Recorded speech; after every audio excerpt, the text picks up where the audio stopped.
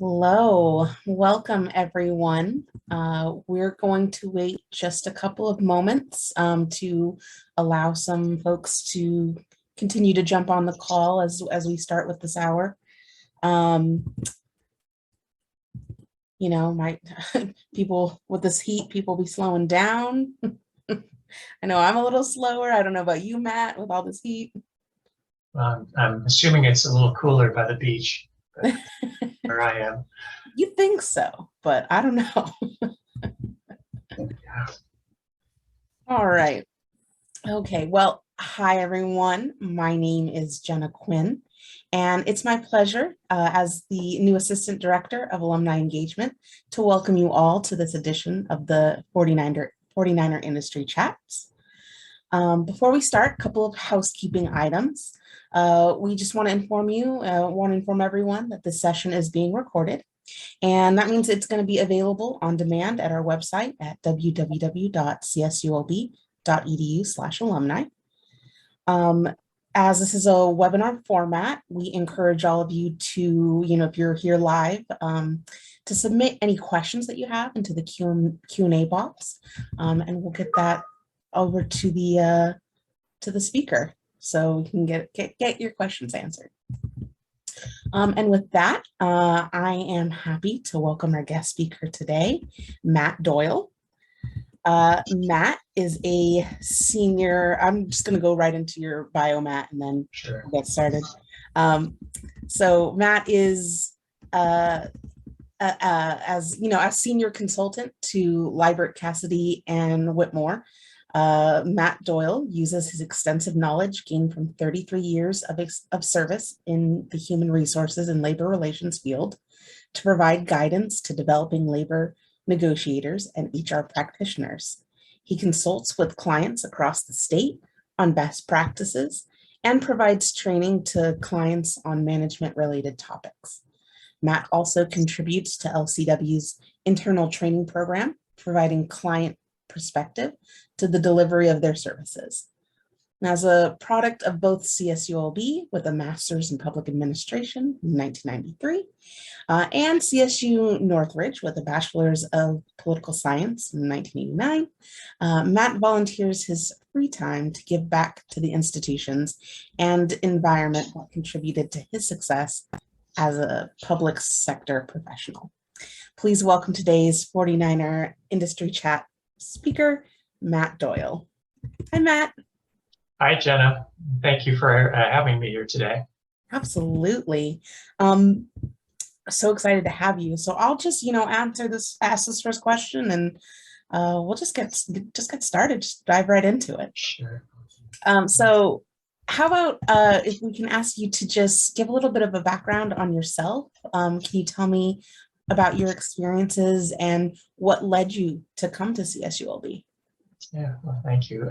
Thank you again for having me. And to those in the audience, I just want to start out by saying I think you all made a really great choice in attending Long Beach State. Truly a great institution that helped me in so many ways in my career. In fact, I'm the product of two Cal State schools. I did my undergraduate at Cal State Northridge and my master's degree in public administration at Long Beach State. And it was important that I get two different perspectives to see those two different schools. But truly, the Cal State system, as it was when I was attending it, and as it is now, it's probably one of the best investments that you can ever make in yourself. Certainly, quality education, great experiences, great connections at an extremely reasonable cost, as you well know. I know there's so much pressure for young people to try to get into the best schools and these big name private universities, and a lot of pressure being put on by peers and family and parents for the most part.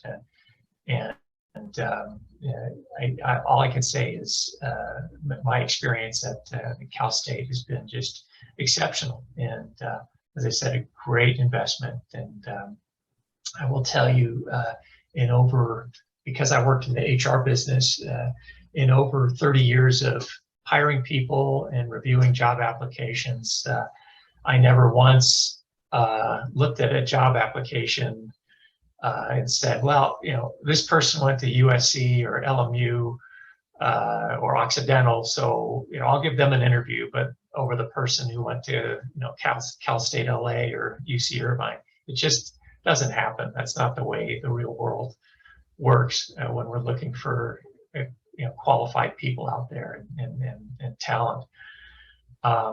So that's just the reality. As far as my path, I was a commuter student to both CSUN and Long Beach State. It wasn't that important that I have that college experience that so many young people strive for. I mean, I was involved in things. I joined organizations and certainly the scholarship type organizations, but for the most part, I wanted to enthusiastically learn and develop wisdom, make contacts with people, and ultimately get out into the real world, start my life, get a job, and that sort of thing. So, and again, CSUN and Long Beach State were really great. As an undergraduate at CSUN, my major was actually political science, and it's kind of a long story, but I started as a journalism major, which was good. Taught me how to write, and that's important. But I switched over to political science, and the majority of the classes I took sort of gravitated toward the public administration end of things, and ultimately, as I progressed through my undergraduate, I leaned heavily towards the desire to work somewhere in government. I really felt it was important to do something to make a difference for society, have an impact, and I felt that that was the way to go. And as I got closer to my graduation, I sought out internships, and those are as important today as they were back then. I was born in Glendale, California, so it was right at the start of my senior year at CSUN. I literally walked into Glendale City Hall, and they had a job posting there. I was willing to volunteer to be an internship, and that's something you may find yourself having to do if you really want to get that exposure, get your foot in the door. But lo and behold, they had two openings, one in the city planning department, the other in the HR department, $6.10 an hour.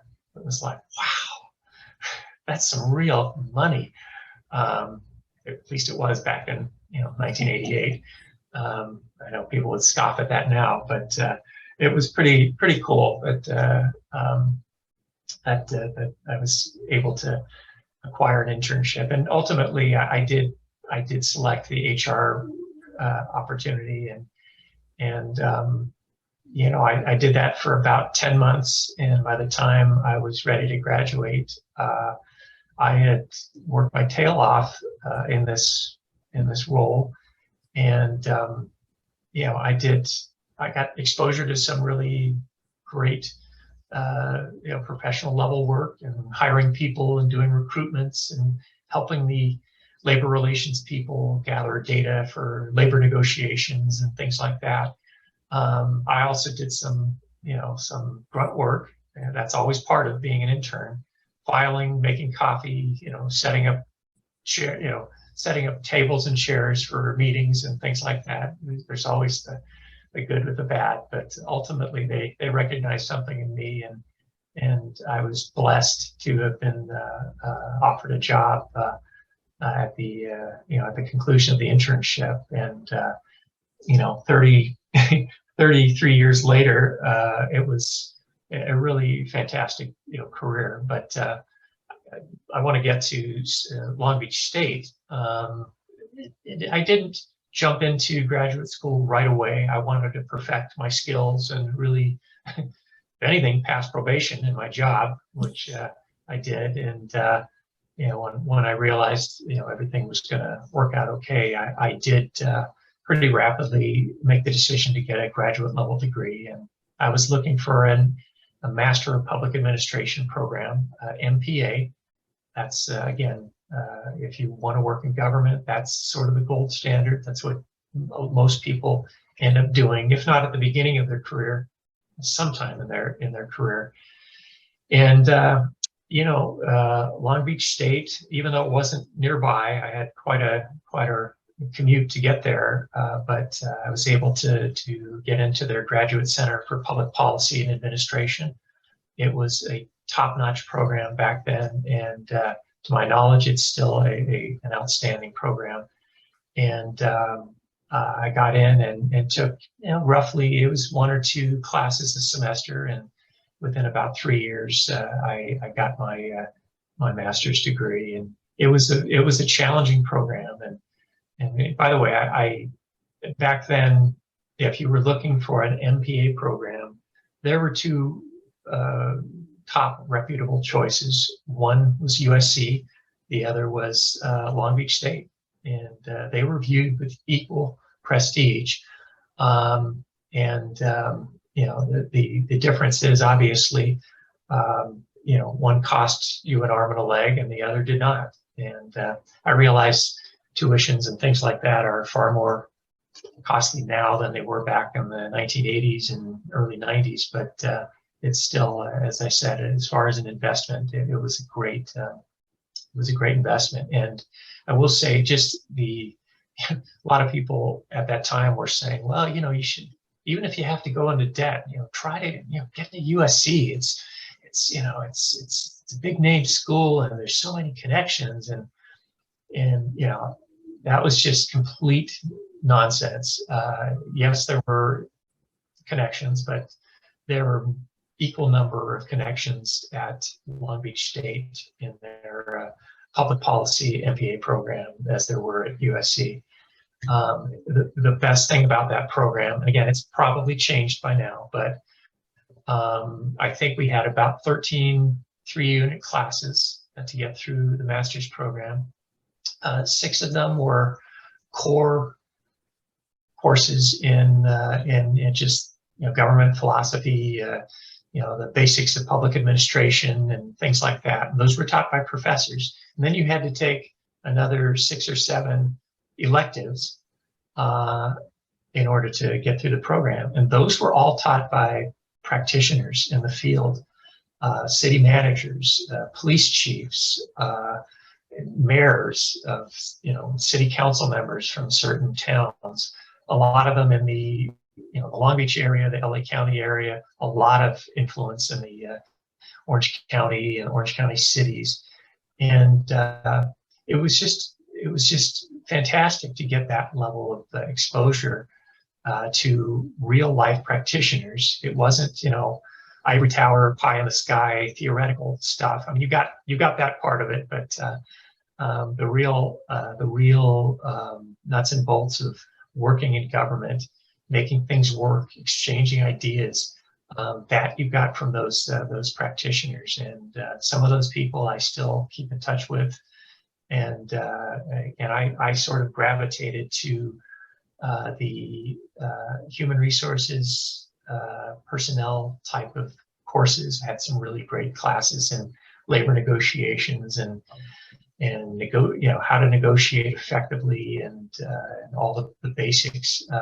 And it was just a great program. And by the way, we also had to do a directed research project at the end, essentially a thesis, and one of the most stressful experiences of my life, a comprehensive exam in order to get out. And that was 2 days of nonstop testing on a Saturday and Sunday, the month before you graduated. So I don't know if they do that still, but once you got through that program, you know you truly earned something. But it really provided a great foundation. And again, CSUN was great, but Long Beach State was where I really learned government and the inner workings, how it worked from the real folks. And And, as I said, for 33 years with the city of Glendale, the last 15 as the HR director, handling, the recruitment, hiring, civil service administration, labor relations, negotiating with our labor unions, dealing with, employee relations issues, discipline, grievances, all that fun stuff. And then after 33 years of that, I was able to retire last December, and then I ended up working with Liebert Cassidy Whitmore, which is a law firm that works exclusively with government entities representing the management side. There's a lot of law firms that deal with plaintiffs or unions, but Liebert Cassidy is one that addresses that defends management in city, state, county governments throughout the state of California. And I'm really there to provide. I'm not an attorney, as you saw from my bio, but I'm there to provide that perspective as a longtime practitioner of the human resource profession. And they like me because when their clients call and say, here's, we need help with this, there's plenty of lawyers there that can tell you what the law is and the legal underpinnings of whatever that particular question is. But I'm also able to provide sort of the practical perspective on how to actually make those things work. And so it's been a good experience so far. I've been with them for about 9 months or 8 or 9 months now, and it's my way of giving back to they have multiple clients, and I'm able to help a lot of cities, counties with their issues. I also volunteer in a number of different ways unrelated to my work with Liebert Cassidy. I live in the city of Burbank, and I'm on their Civil Service Commission, and I've been doing that for about 25 years. And also, I've remained professionally active with an organization called the Southern California Public Labor Relations Council. And what we do is provide opportunities for networking with people who work mainly in the labor and employment relations field to talk to one another, commiserate on our struggles, and deal with issues that come up and new laws that take effect that affect labor and employment relations in the government sector. So that's my story in a few minutes. And again, I can't say enough about Long Beach State and the Cal State system in general. As I said, you all made a great choice. Well, I do hope you can tell us, say a little bit more, because we do have some questions. So as far as your student experience when you were at Cal State, you were in the workforce and you were a student, what was that experience, what was that student experience like? That whole trying to balance work and a full-time job. Were you able to get into any clubs or organizations? Did you have any specific professors that mentored you? What was your student experience like at CSULB? At CSULB, it was definitely commuter because I was working full time once I entered that master's program. So I couldn't, hang around the campus and see, talk to my friends and that sort of thing. I was working, a lot of hours, and that particular program, and I'm assuming it's the same today, is it's all night school. For the most part, the classes began at 7, and so yeah, I would get off work 1 or 2 days a week, get in the car, drive down the 710 freeway with all the trucks, and make it there. As I said earlier, I did join the honor societies and things like that, but the best part of it was again, the program was split between the theoretical with the professors, and then the practical side of things. And it was just great to be able to interact with those, mainly the practitioners. They were the most memorable. One of my great mentors, a fellow named Jack Hoffman, was actually a longtime instructor in the MPA program, and he taught labor and employment relations, and we did a mock negotiation session. We took an entire session one night. In fact, it actually ran late. It was like 4 hours, and he split the class up in two, and it's like, okay, you represent the union, you represent management, each of you has a role. Here's the issue. You've got a budget deficit. You want to give, you have to negotiate with this bargaining group, and you want to give them a raise, but here are your constraints. Here's how much money you have, and it was just a perfect real life example, albeit in one session. But I mean, usually these things take like weeks, not months. That stuck out in my mind. I remember an instructor, a fellow named Ed Caprillion, who was a great consultant, and I don't know if he's still around, but his class was strictly on how to negotiate and all the skills and little subtle things you can do to achieve success. And I remember that class it wasn't a night class. It was a Saturday, Sunday class over the course of 3 months, which was kind of a drag. After a week of working, usually Friday you're ready to kick back and enjoy your weekend. But it was those instructors who I was able to call upon many times in my career, ask for advice, and they were all so wonderful. They gave you back then, not everybody had cell phones, but they give you, their home phone number. And, if I had issues or questions, they were always very generous in responding. And there was another fellow who's since passed away named Steve Larson. He was the HR director for the city of Garden Grove. And he was just a super guy. And after he left the profession, he stayed active, lobbying up in Sacramento on behalf of cities and again, employment, labor relations issues. So it was just exposure to a lot of great people in that program, in addition to my classmates.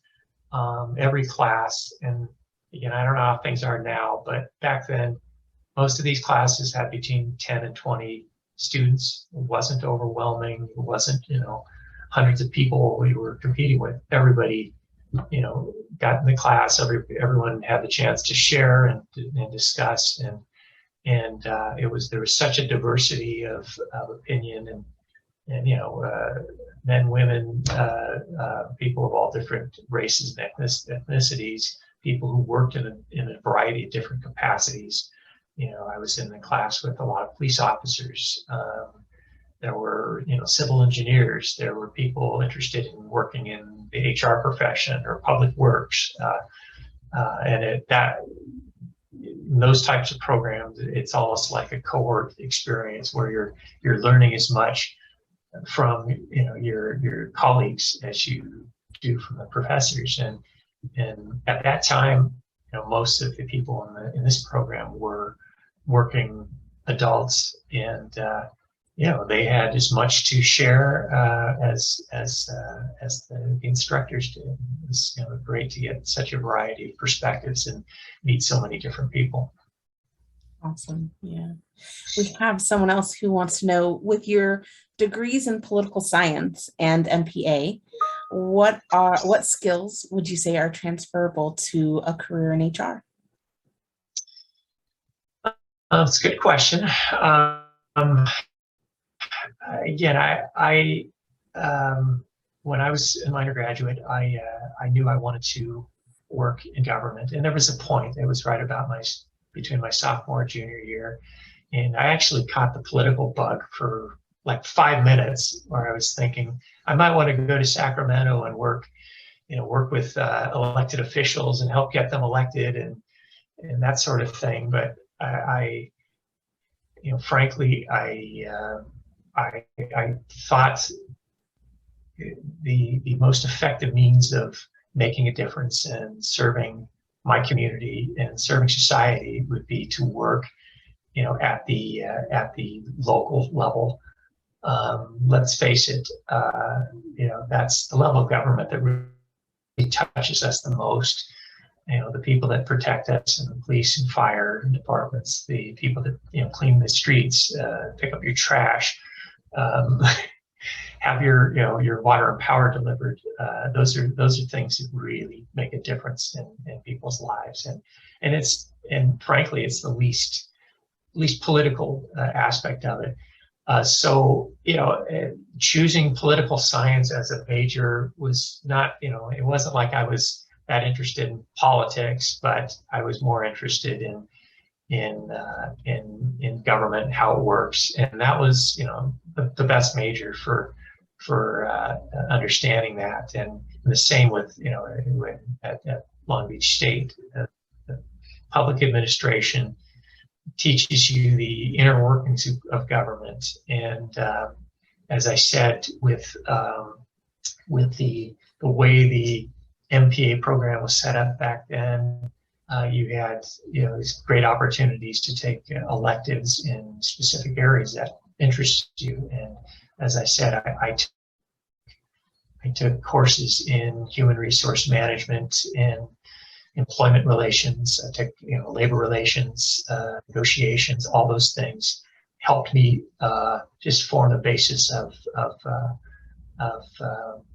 some good knowledge for the career that I had in human resources. It was all very, very helpful.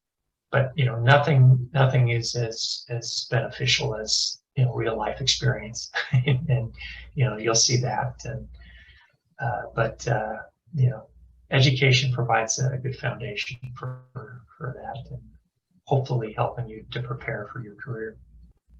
Absolutely. Someone else, congrats on such a long and extensive career. What advice would you give to someone who wants to move up through the ranks within? So, I mean, you were with the city of Glendale for quite some time, and so I think, yeah, you probably have some good insights on that. Yes, and I was fortunate, I think, to have the opportunity to work in the same organization for a long period of time. That's not something you see a lot nowadays. When my father was, growing up, his generation, you were a company person and you stuck with, a company, good or bad. And now, people are a lot more mobile. And I think as far as my decision, I made a conscious decision to stay in this organization throughout my career, and there were a number of reasons. One, mainly they treated me well, and it was a good organization. And two, even though you stay in a place a long time, I was never bored. It never got monotonous, and that's kind of the way the HR business is. Priorities shift over time. I mean, there's still going to be those core functions of hiring people and negotiating labor contracts with the unions and dealing with the problems, the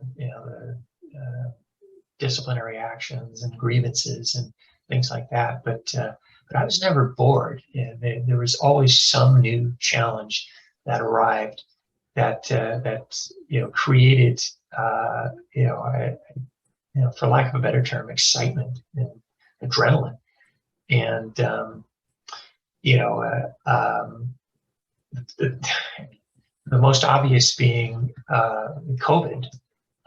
Many people don't realize that when COVID hit in March of 2020, the impact that had on human resources departments was substantial, almost as substantial as it did on the public safety departments, the fire departments, and such. And frankly, the biggest impact that COVID had on local government that I witnessed was our IT departments. Completely transforming every organization from an in-person, show up to work every day, to remote, getting everyone set up on Zoom, and having meetings, done, in people's living rooms and things like that. That was huge. But again, my decision to stay in the same organization was very, very deliberate, and again, it was never a dull moment, as they say. And it's so important in the HR business. Relationships are really important. And it's kind of funny. I work now for a law firm that does work for a bunch of agencies, and you come in and help solve a problem, and then you leave. When you work in an organization, you solve a problem one day, there's going to be another one the next day. And, a big part of my job in the last 20 years was resolving conflict and negotiating labor contracts with our unions. And, these are people you have to work with for years to come. And so you don't want to do a labor negotiation where you walk away saying, ha, we beat them, we put them in their place. They wanted a 3% cost of living adjustment, and we held them to 1%. We won. It's not a win-lose proposition, because these are people you have to work with the following day. You win that race, you're back in the same room with them the next day and the next day. So building those relationships is really important. And as far as advice, getting back to the question, it's really important that first of all, you select a field that you enjoy. Don't just go into a field that you think is lucrative. There's lots of opportunities, and so I think I'll try that. Most of us are going to be working 30, 40 years, and if you want to spend the next 30, 40 years of your life doing something you don't have a passion for, then you probably made the wrong choice. But really, select a field that you enjoy, and and there's no magic formula to this. You just have to work hard and build those relationships, treat people with respect, and have some sense of dignity and diplomacy for those who differ with you. In the HR business, there's a lot of conflict, and trying to bring people together is important. And again, it's people that you have to work with. You have to see their side of things, and you may not always agree with them, but for the most part, have an open mind.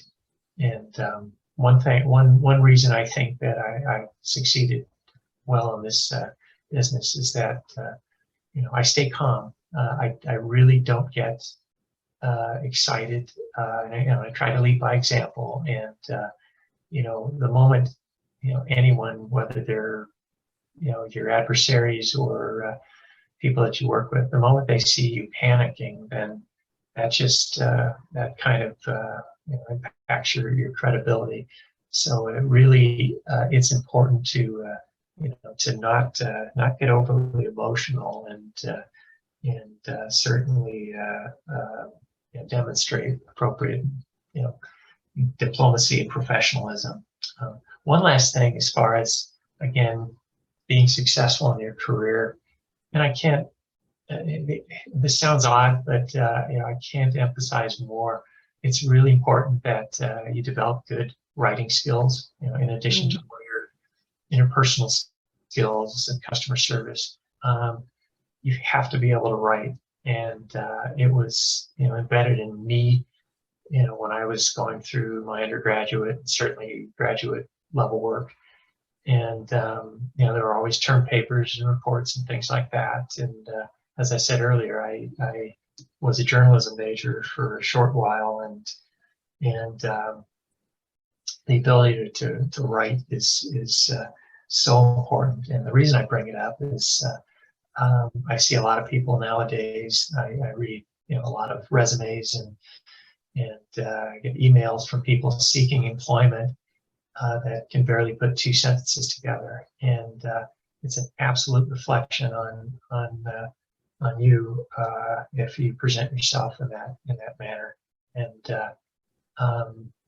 it may sound old-fashioned, but it certainly is a skill that's as important now as it will ever be. And again, if you do get a job in government, particularly as you begin your career, and you may start out as an analyst or something at that level, you're going to be writing reports. You're going to be writing reports to boards and commissions or city councils, and you're not going to impress your boss if your boss has to sit there for hours and proofread your report with a red pen and correct it. If you don't have those skills, you're not going to go places. I can assure you of that. Well, old-fashioned advice or timeless advice, I don't know. I think probably timeless. I would accept the old-fashioned moniker. I'll admit it. Okay. Well, another question came in that I just love because it's so it seems to be so timely. But what are your thoughts on trends like quiet quitting and remote work? Can you share your thoughts on the future of the way people work? That's why I retired. No, I'm kidding. I think organizations that that don't, as far as the remote work thing, organizations that don't provide some flexibility in that area are just, frankly, they're going to lose people. They're going to because there's so many organizations, private sector and public sector, that are going that route, and it's you kind of have to go with the times. You may not like it. I'm in my late 50s, and there are a lot of people in my age category that think this is all a bunch of nonsense, but that was one of the things that I'd say COVID kick-started the remote working to a significant degree, and many organizations found that, hey, it works just fine. I do miss the camaraderie. I do miss and it's not superficial to say showing up to work and saying good morning and talking over over a cup of coffee or something like that. It was hard. Not seeing people in person each day, because I worked in an organization for over 30 years, and these were people I spent a great deal of time with, and people I liked, among the closest people to me in my life. And so not seeing people in person and not having those opportunities to talk and share stories and commiserate, there's something to be said for that. But my preference would be sort of a hybrid situation where people can work from home, and the organizations just have to adapt to it and figure out how it's going to work. And you may have 1 or 2 days a week where everyone has to be in the there in order to to have some in-person contact, but again, I do think that's going to be the way of the future, and government may not be as prevalent in government as it is in the private sector, because the private sector has found that you can save a whole lot of money on overhead not, having to lease office buildings and things like that for your company.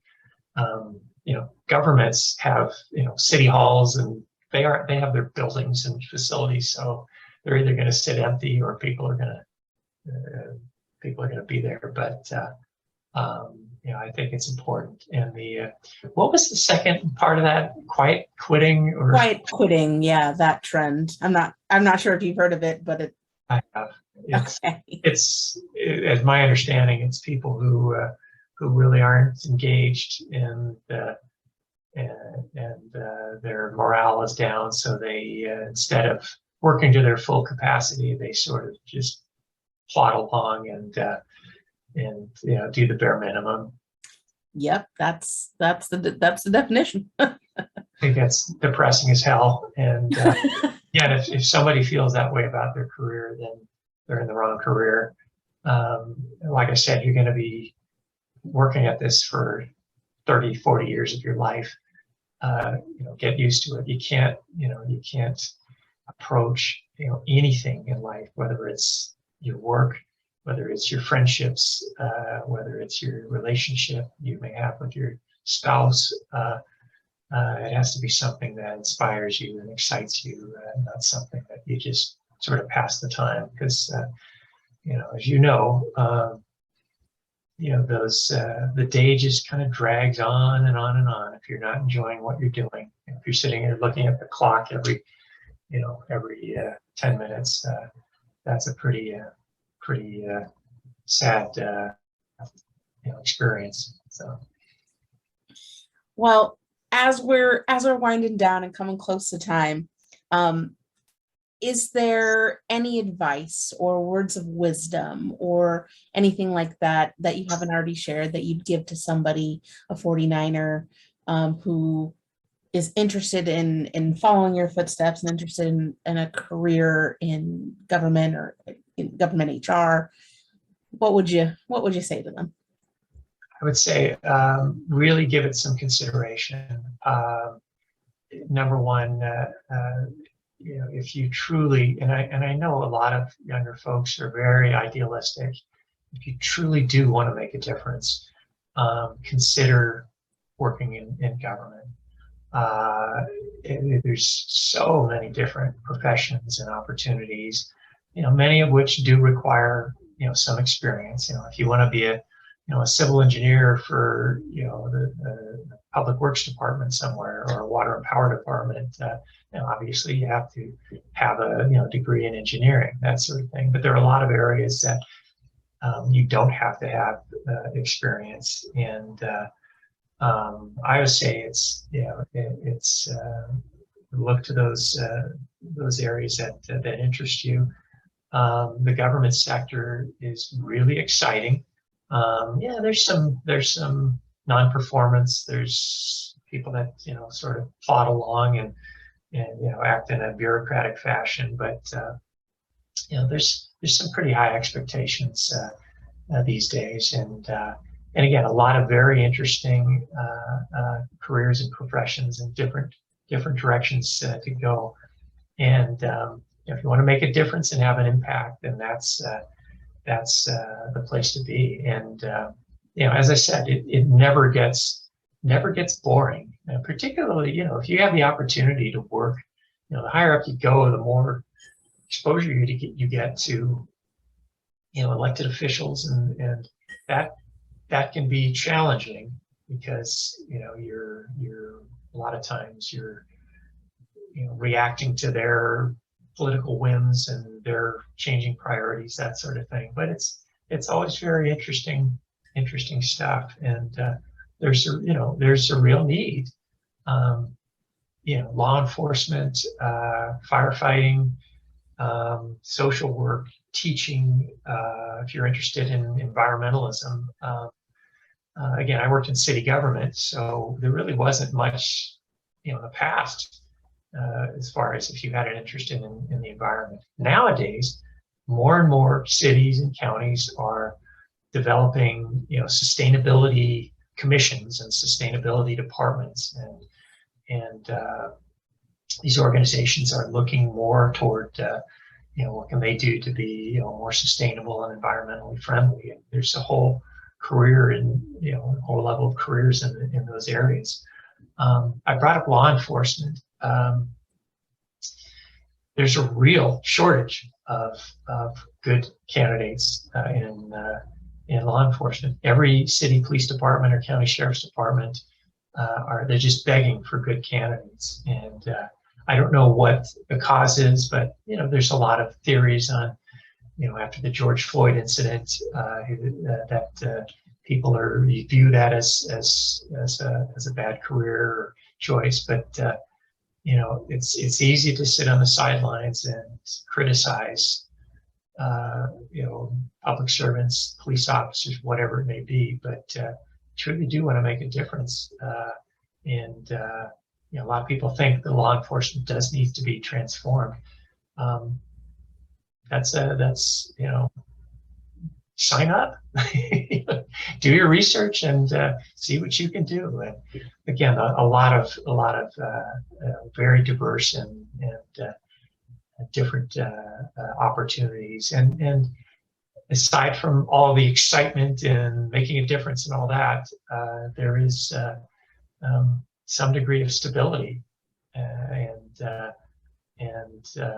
that's not something you see in a lot of employment. And I've had to deal with some awful things over the years, layoffs and things like that, when there are budget issues. But for the most part, a government career is pretty stable, and the pay is decent.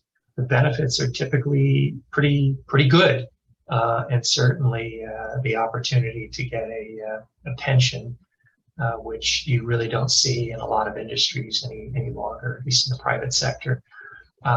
So those are sort of the practical, dollars and cents reasons. But for the most part, again, I think it's just the opportunity to have an exciting career right in the middle of, the center of a lot of really important stuff that's being done in public policy. And I have no regrets about choosing this career. I was happy to officially retire last year, but I do want to continue giving, because it's just so interesting, and I think I have a lot to offer as a relatively young retiree. So, well, thank you so much for coming and speaking with us today. I know that we've obviously gotten so much from you and so much from this talk today. If people wanted to get in touch with you, to pick your brain a little bit more, to ask you some questions, would they be able to do that, and how might they be able to reach you? Sure. Just send me an email at my employer. It's mdoyle at lcwlegal.com. Again, mdoyle, that's MDOYLE, at lcwlegal.com. Awesome. Yeah. And for those of you that are on the chat today, Alana has gone ahead and put that in the chat. And for folks watching at home, feel free to reach out. It sounds like he's got some great things to let you in on. So thank you all so much for joining us. And that concludes our industry chat. Matt, if you could stay on so that way we can debrief a little bit later, but a little bit after. But other than that, thank you all so much for tuning in, and we'll see you next time. Thank you.